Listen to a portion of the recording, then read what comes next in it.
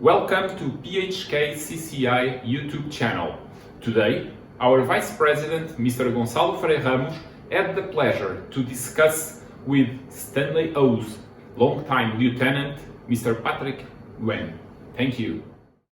Mr. Yun, thank you very much for welcoming us here and for agreeing to share your memories with about Dr. Stanley Ho with us. Yeah, it's my pleasure. Thank you. Of being able to do that. Thank you very much.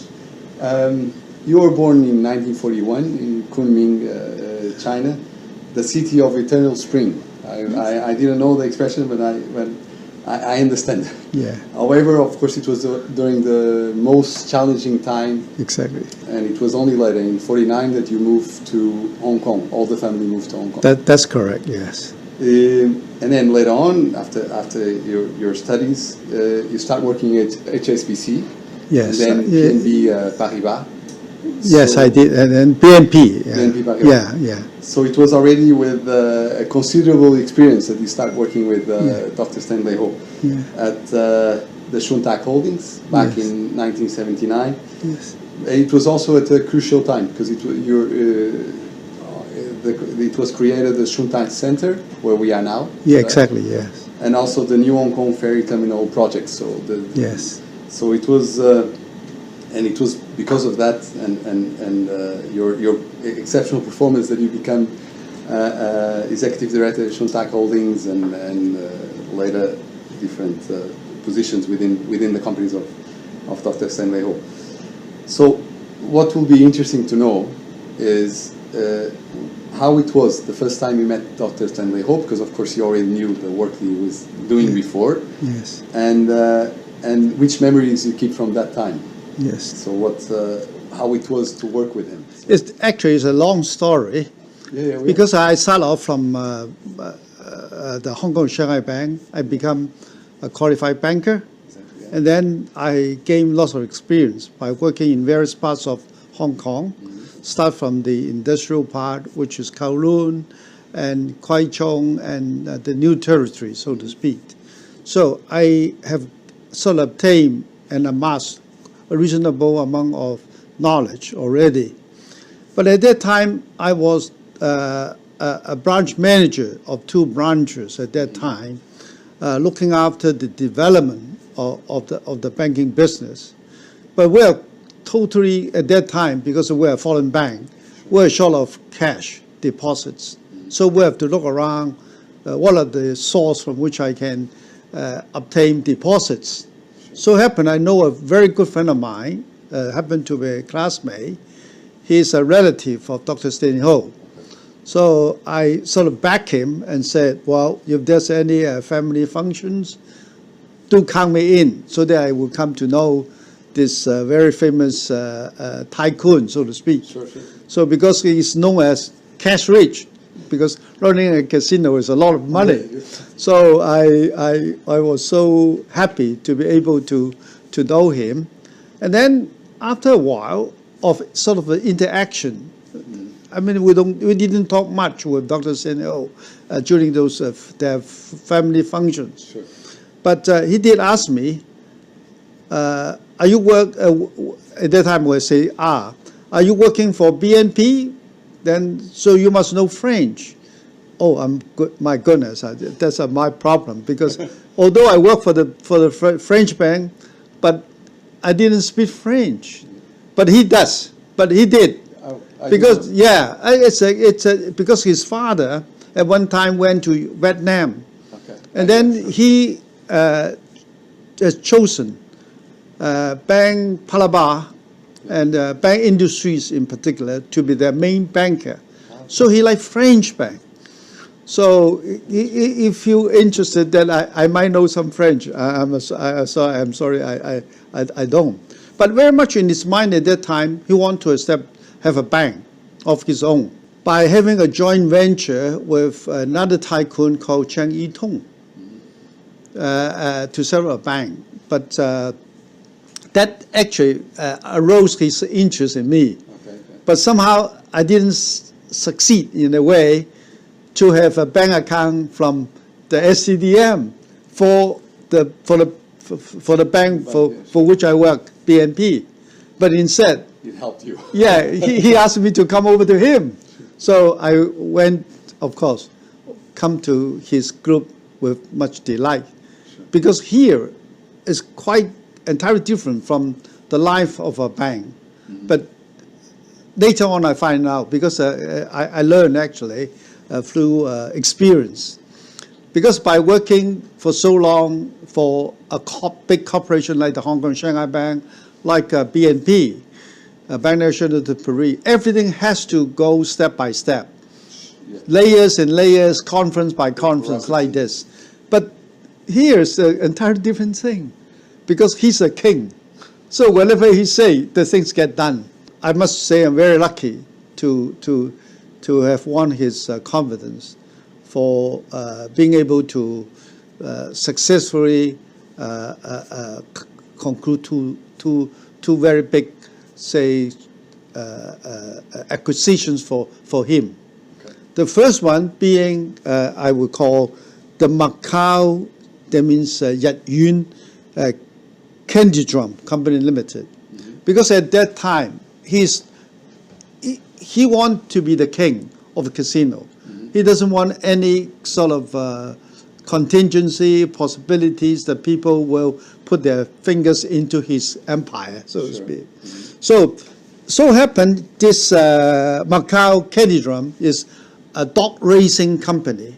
It's not exactly the same, but it's similar to a casino in nature. The people put their money, then if they win, they got some money back. Okay. So this is the things he doesn't. We want to rule out the possibility of being able to sort of people put his fingers in his empire. The next thing, that he's a very clever man, but at the same time he's a great strategist. Mm-hmm. He doesn't really want to have another, say, possibility of the Portuguese casino to establish a branch in Macau. Mm. So the possibility is there's a casino by the name of Russo in Portugal. Yeah. So very much is in his mind, despite the fact that that sort of Russo by itself is not that profitable. Sure. But I must have it for strategic reason, so as to stop people, try to attempt to go into my business. So he asked his sister, Winnie Ho at that time, together with myself, to go to Portugal in 1983 to acquire the Russo. Okay. So at that time, it's really a big experience for me to be able to complete this deal. Sure. Why? Number one, I didn't speak French. Nor will I be able to speak Portuguese, because people say if you don't know Portuguese but you know a bit of French, the things are quite close. Sure. The fortunate thing is, yeah. So but anyway, it's very, very interestingly and very happily, I concluded the deal with Mario Ferreira. Yes. So we become very good friends since 1983. And Dr. Ho was very generous and kind to make me become a deputy chairman ever since, until today, until now. Sure. So I'm very grateful to him. That's the story behind this building too. Mm-hmm. We were in, at that time, it's called a very nice building called Connaught Center. So we're on the 36th floor, but very much in Dr. Ho's mind, he must have a building of his own. Okay. So he used, of course, he's very well connected and he's very knowledgeable and innovative. Then he talked to a man by the name of Barry Allport. He was the general manager then. He said, well, I understand that he is a surveyor by profession. Okay. Then being in English, he's very friendly with the English official, or government official then. Mm-hmm. Then he said, if I want to have a building of my own, what are the possibilities? Then Barry Allport told him that there would be a possibility that we could have a building of our own here, actually, this site.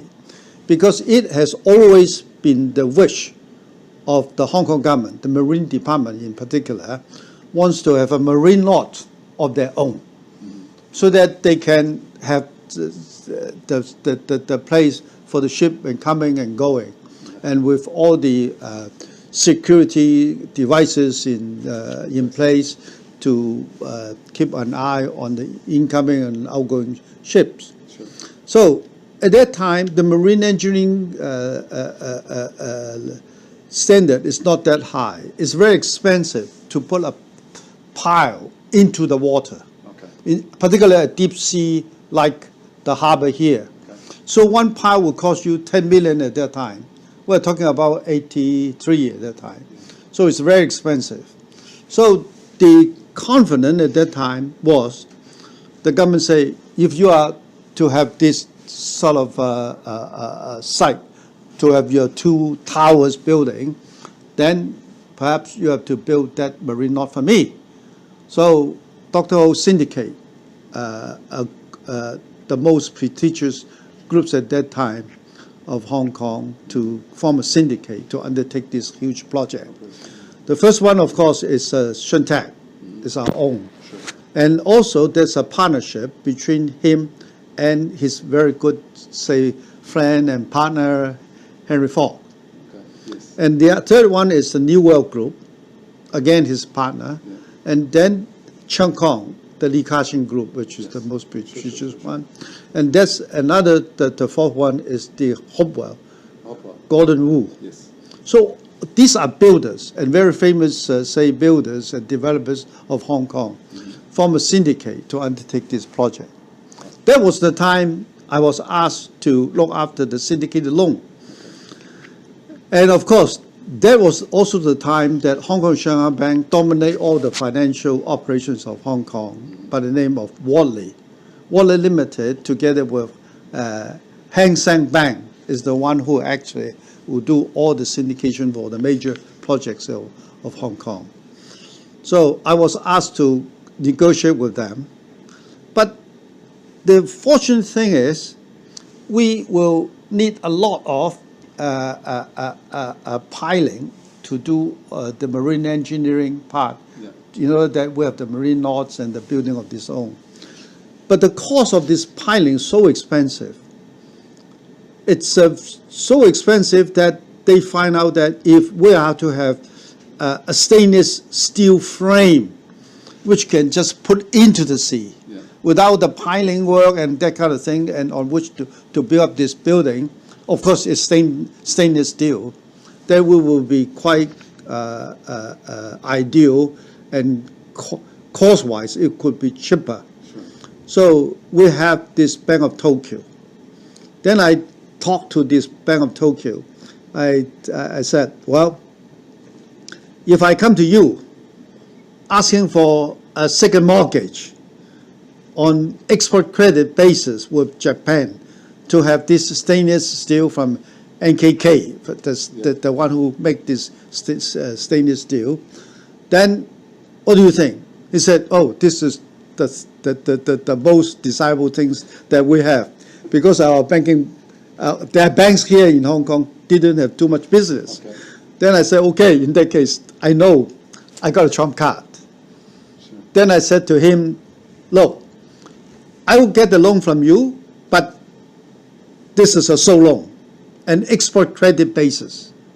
That means the interest rate is cheaper than the normal commercial rate, because it's an export credit. And at the same time, this second mortgage, theoretically, they will charge higher rate of interest. Sure. But the thing is, I said, well, if you allow me, I would, the very best to maintain the same export credit rate. For that, they agree. I was so happy, because I would save something like, at that time, something like a 50 million for these financial costs. Yeah.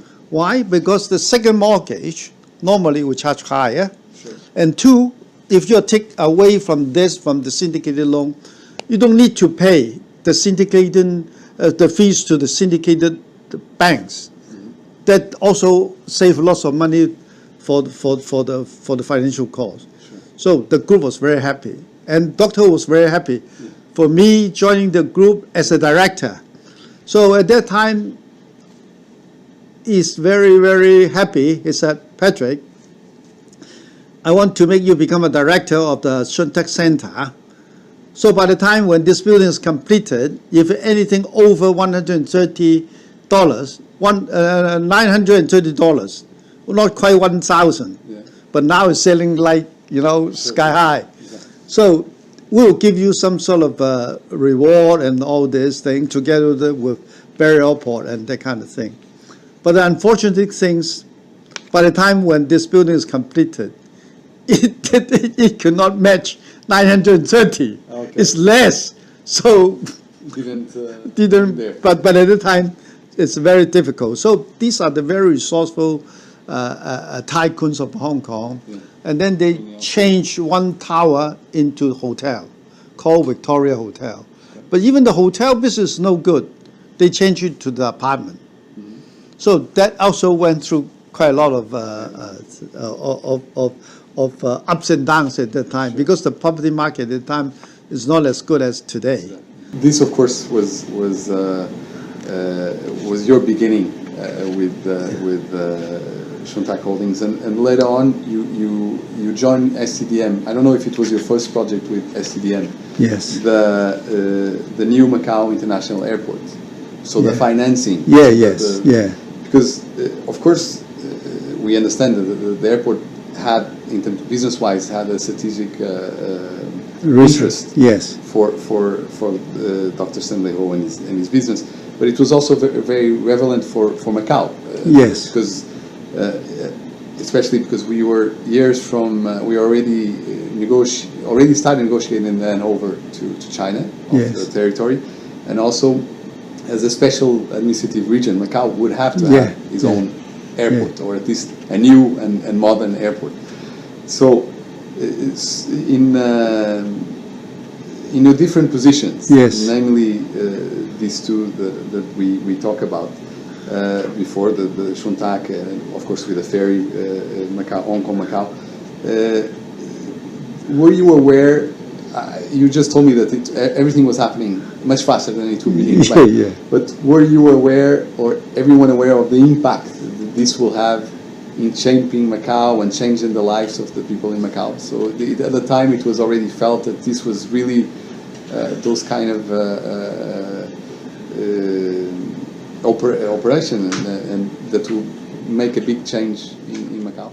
Yeah, I think it has always been Dr. Stanhope's dream and wish that Macau could be open to the outside world. So that's why he's the one that always suggested us actually be friendly with Portugal and promote China wide through Macau, so that we have a close link with Portuguese-speaking countries. Sure. So since you talk so much about this Macau airport, I think this is a long story too.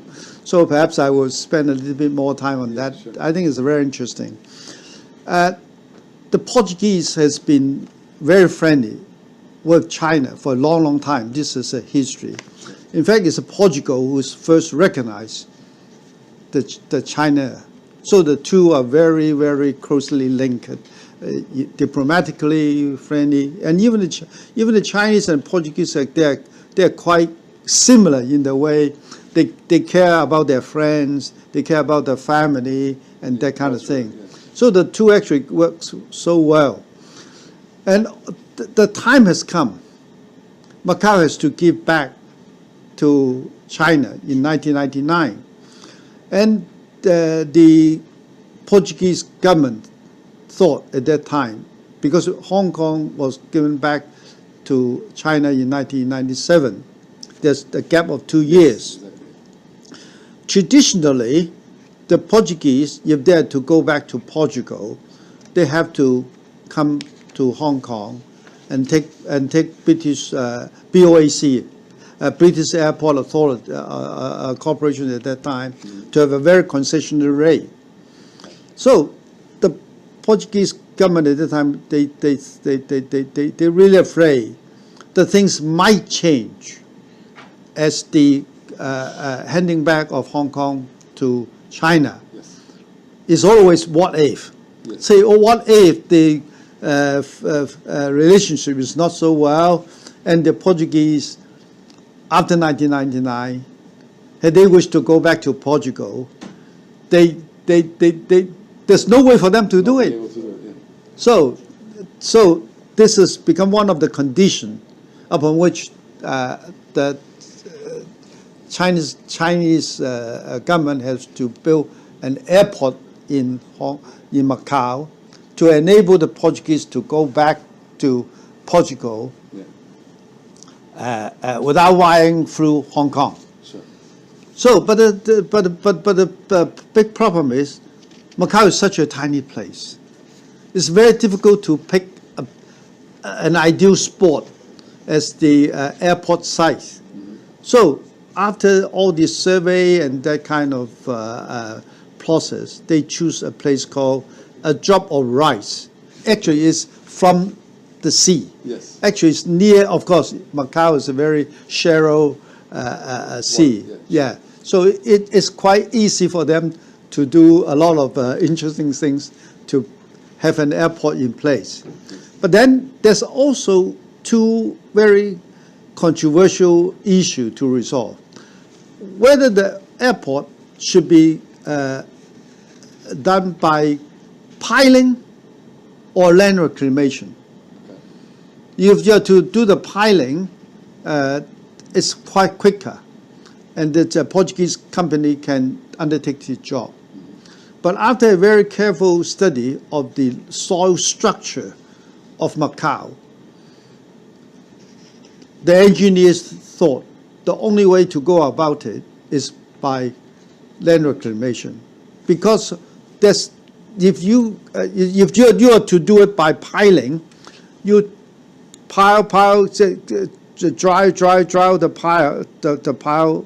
When it hit the big rock, you thought it has reached the bottom of the sea, but in fact, underneath there's also mud too, like Kansai Airport. Yeah. So the thing is, they have to undertake a very lengthy study by going to Kansai Airport, by going to Tianjin, China. Okay. And they study the land structure, the soil structure of Macau is quite similar to that of Tianjin. Okay. And then the only way to go about it is by land reclamation. So they decided that is the only way. Thanks very much to the Transport Department of China. They mobilized almost everything from China to have this airport built on time. Okay. I didn't know that there was on time. in that involvement from China. Yeah, and because of this long construction period, so we're short of cash, naturally. Normal, yeah. But according to the agreement between Portugal and the Chinese, by the time Portuguese leave Portugal, to leave Macau, there should not be any debt left behind. Sure. So that has to be dealt with. So we went around to do quite a lot of these things ordinarily that we don't have to attend to as a normal syndicated loan. I think it's very interesting. So we went back to Beijing, talked to them, and finally we have this airport in operation for that long. You already talked about Portugal and also why it was also so important. So Yes. Somehow in the strategic view of Dr. Stanley, he had that in mind. So because it was in '99 that you were appointed director and later vice president of the Studio Sol SGPS. But earlier you were already in the supervisory board member of the BCP, the Portuguese bank. Yes.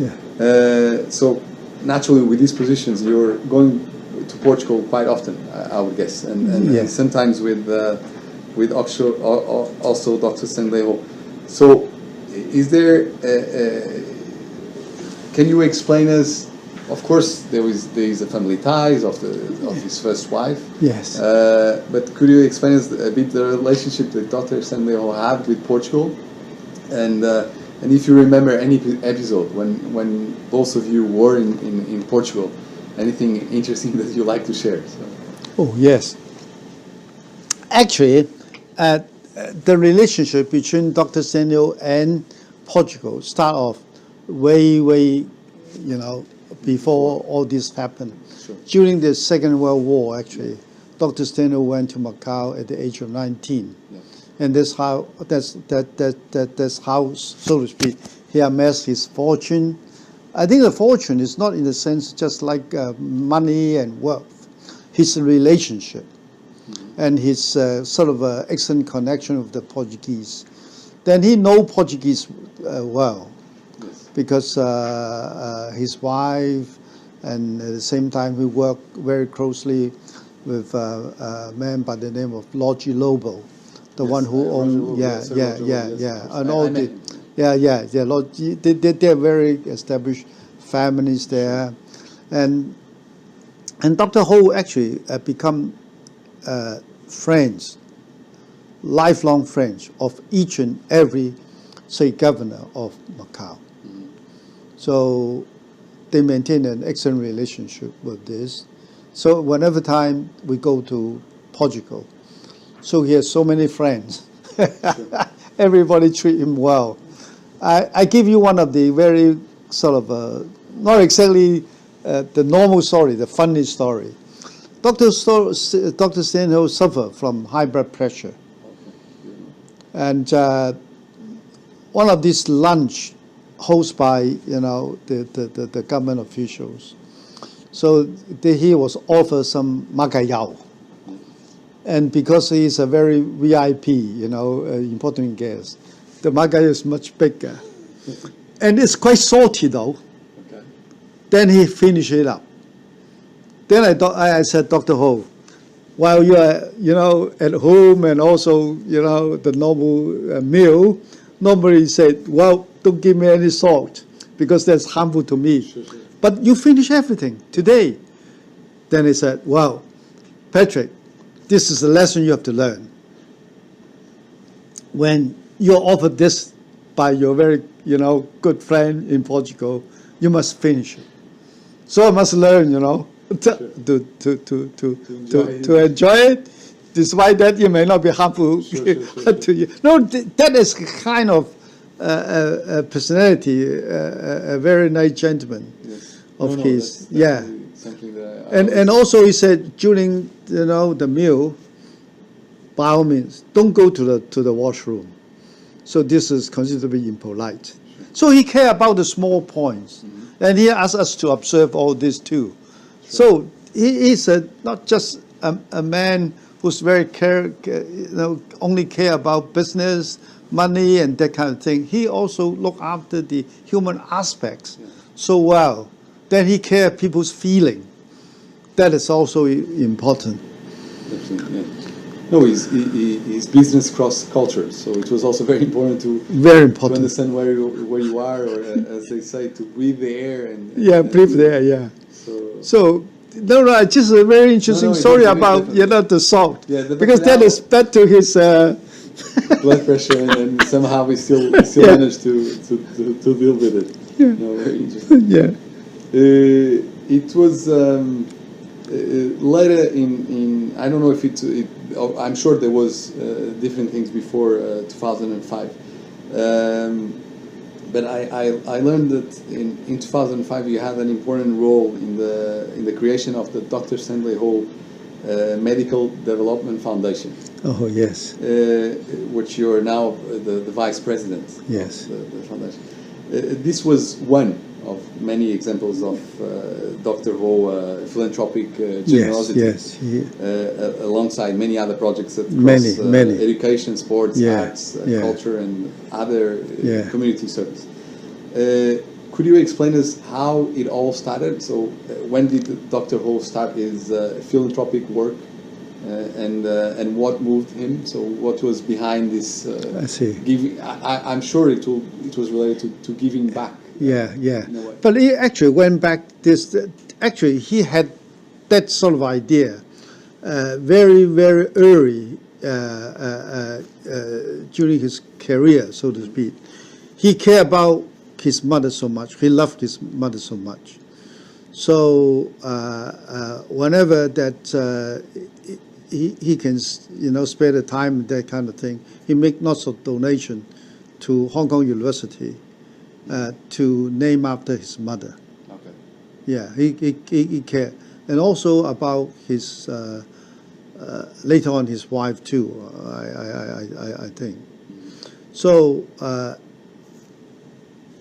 he always care about his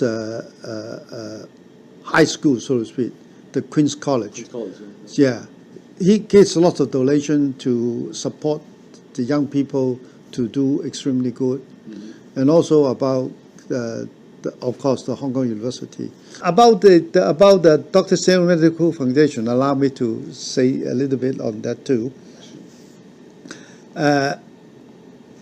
During an ordinary medical checkup in the hospital, I was caught SARS at the time, so I nearly died. So after I managed to came out from the hospital, I talked to Dr. Ho. Then I said, Dr. Stanley, I know you have many charity setups and that kind of things already. Actually, there's no need for you to have another one. But I do wish that you can, allow me to mobilize part of the money, that because he has a tradition that if you look after a bank, that the money comes from the bank, then you have not exactly the freedom to use it, but you can always suggest to him that within reason he would mostly accede to your request. Then I say, how about you set aside something like $10 million to set up the Dr. Stanley Medical Foundation. The idea is to promote the public health of the public health standard of Macau, and if we can spare more resources, and then we can, further undertake developments to help the people of Macau in particular. So the way we do it, we have the NU symposium. We invite all the top-notch medical professors to come to Macau to give a talk to the local doctors, and so as to enable them to stimulate them to work harder, or at the same time to learn harder too.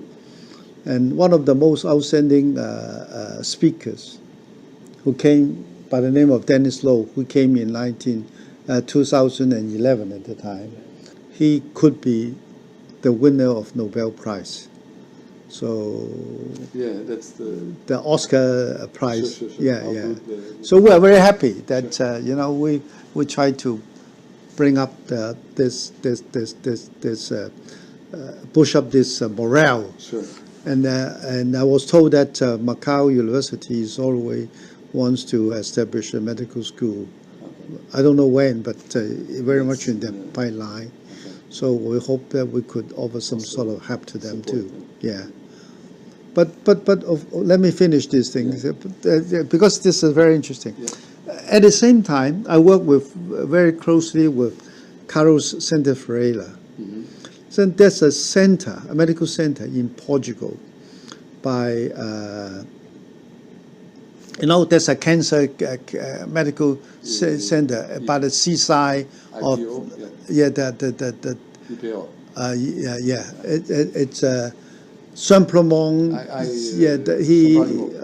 he donated part of his money fortune to set that up. That runs also very well. So we are not just alone by ourselves. Sure. We still want to have a very close and good connection with Portugal. Mm-hmm. And every year, when the times, now it's no good time, COVID, that Carlos Center Ferreira will come over to support us. So we still have a very close link working with him. Even the center here in at Hong Kong, the Chinese University of Hong Kong, the Center of Emergency Emerging Infectious Diseases, which of course now is the topic of the day. Fortunately for us in January. Yeah. And the center itself is in in the forefront of research of the Yes. new coronavirus. Yeah, of yeah. course, together with other. And the head professor is Dr. David Huen, actually bear his title, chair professorship of Dr. Stanley O, Okay. right? So in his, Okay. let me put it there. He always speaks in the World Health Organizations, also issue papers under our name too. Okay. Because because of course this is another way of having such an important part. Such an important position in society in terms of being able to address such important issues, especially this one. Yeah. You mentioned before the Dr. Stanley Ho, in terms of one of the first things, or one of the things that he find importance in terms of strategic, was acquiring the bank, Hang Seng Bank. And can you tell us a bit more about that, but also the importance that had in terms of the relationship between not only Macau, Portugal, but in fact China and Portugal, and so if you could. When I first joined Dr. Seno, he did promise at one time that we will have a bank. One fine day, that there's a bank by the name of Shanghai Bank was put out to market. So we bought it at 120 million at that time. So after our taking over the bank, I completely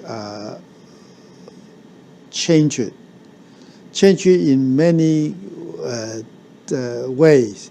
Then I managed to recruit the Dean of Electrical Engineering of Hong Kong Science and Technology to sit on our board. So they completely changed the outlook and the perspective of the bank to the public. We become sort of modernized and become digitalized, and then thereby given us the opportunity to be awarded the best bank in Macau by the Bankers Magazine. So this is a quite good, say, reward to the efforts of all of us. Because of that, we managed to convince Dr. Ho to establish a registered office of our bank in Portugal. And that is the reason why we have this thing signed, because very much in our mind, we want to practice a belief, say, China is so big. So it would be naive, a shame, not to capitalize China, at least at that time, promote China while through Macau. So everything has to go through Macau to get the things completed. Later on, it turned out that when we got this, the best bank in Macau awarded by the Bankers Magazine, a few years later, ICBC was also awarded to become the best bank in China. So we're put in the same table. Then I have the chance to talk to the chairman, then Gong Jiangqi, and he said, "What's your philosophy of your bank?" Because to them it's a huge bank, big bank. Ours is a small bank. How would the two be able to talk? It's really interesting. Then he said, "What's your, say, business philosophy of the bank?" I said, "Well, our business philosophy is this. This is our sustainable competitive advantage. Number one, you have to know the market. And the two, for human resources wise, the people coming to the bank, you have to taught them how to be led, to obey. Later on, you have to empower them to lead. But it's always Dr. Ho's teaching to us, relationship asset management. You have to be very friendly working with government. You have to be very friendly working with the regulatory body and with your clients, with all party concerned, so that you can establish a status in the community. Of course, the last bit is we have to use technology. So this is very much in my mind. So I relate this to him. Then he say, this is, I know, the basis of how you set up the bank. but what's your business philosophy? So I say my business philosophy is to promote China via through Macau, who was really happy because this is like a one belt, one road. Sure. They want to go out, and with Angola, that's time they buy lots of oil and that kind of thing. Then he said, "Oh, please come to Beijing, have a look." But at that time, it's very much in his mind. He want to buy us over. Yeah. That's why Macau University wants to put it in this business case. Mm-hmm. That is to teach the business students, say, if Macau is to become big, to grow economically, you have to team up with the big, say, players. Like what we say, we are standing on the shoulder of the giants. Sure. The giants is knowledgeable. If we are able to stand on their shoulder, that means make me become very wise. And even the bank so the office in Portugal, that's also that was your previously Shanghai Bank and now ICBC. ICBC, and then they're very happy about it. Mm-hmm. In addition to the other things, a subsidiary we set up, for Shanghai at that time. Sure. It's about retirement fund, management fund, and that kind of thing. Because these are the things, it's not mentioned in the balance sheet, but somehow they find it very, very useful for them to expand. Because it will establish a very good relationship between Portugal and Macau, despite the fact that we were so far apart now. Sure. But we still maintain very good relationship with Portugal. No, that's a very good example of course, the diplomatic importance that Dr. Stanley had, him personally, but also his business. So this is a very good case of how one of his business, or banking business, was able to also make that connection between China, Macau, and Portugal. So Portugal, it's definitely very interesting to all of us. To close, as a closing remark, what are your more fond memories of Dr. Stanley Ho, and even how do you want people to remember him? Definitely, he's my mentor. The things I learned from him is so many. The most important things, I always bear this in mind. I will also this to my son and future and my grandsons too. He said, never take no for an answer. So don't give up so easily. So this is the first one. And the second one, he said, never leave the stones unturned. That means you have to do things in a much thorough way, But at the same time, he's very kind to people. And then he said, you always have to leave something on the table. So be nice to people. Sure. Then that's always he mentioned us, about the relationships, asset management. Sure. The fond memory is not just me, but the entire people of Hong Kong and Macau. Sure. So whenever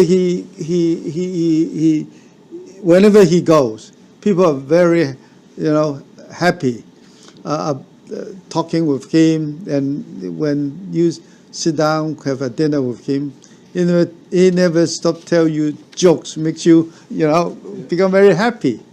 So he's a great boss, a great friend. I must say that he's very, very loyal, I think, to his country, to his family, to his wife too. No, thank you very much for sharing all of this with us, and thank you very much for your time. Thank you very much. Thank you. Yeah, thank you.